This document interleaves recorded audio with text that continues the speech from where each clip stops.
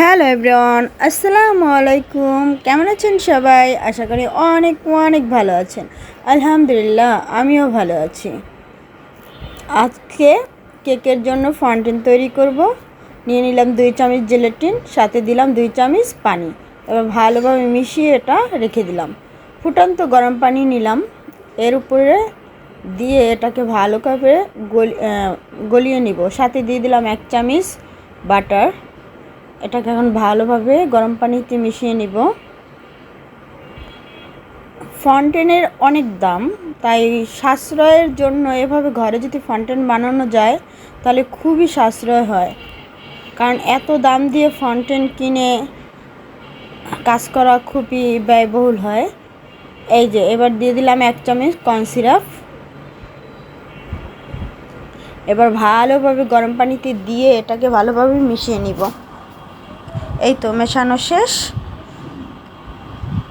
এভাবে যদি আপনারা ঘরেই ফন্টেন তৈরি করতে পারেন তাহলে অনেকটাই সাশ্রয় হবে। আমি এর সাথে কালার মিশাবো। নিয়ে নিলাম আইসিং সুগার। এটা আমি চিনি আর হয়েছে যে 1 কাপ চিনি আর 1 চামচ কর্নফ্লাওয়ার মিশিয়ে এটাকে গুঁড়ো করে নিছি। এই যে নিয়ে নিলাম। এর ভিতরে দিয়ে দিব 1 চামচ মেশানো জেলাটিন। আপনার যতটুকু প্রয়োজন ততটুকু নিয়ে আমি অল্প একটু বানিয়ে দেখলাম কীরকম। এই তো আমি বানালাম। এবার ফন্টেন কাটার দিয়ে সুন্দর করে কেটে কেটে ফুল বানিয়ে নিলাম। প্রথমে আমি সাদা ফুল বানিয়েছি। এই তো এবার দিয়ে দিলাম গোলাপি কালার। হ্যাপি বার্থডে একটা কাটার দিয়ে কেটে নিলাম।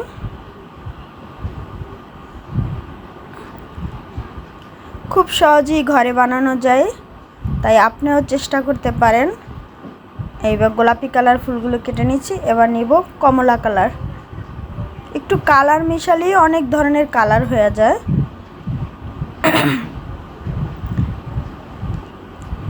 আমার তৈরি ফন্টেনের ফুল সাথে একটু কালো কালো দিয়ে দিলাম, হলুদ দিয়ে দিলাম, কালারটা আরও সুন্দর হয়েছে।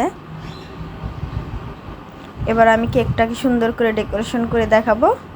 ভিডিওটি ভালো লাগলে অবশ্যই লাইক কমেন্ট শেয়ার করে দিবেন। খোদা হাফেজ, ভালো থাকবেন।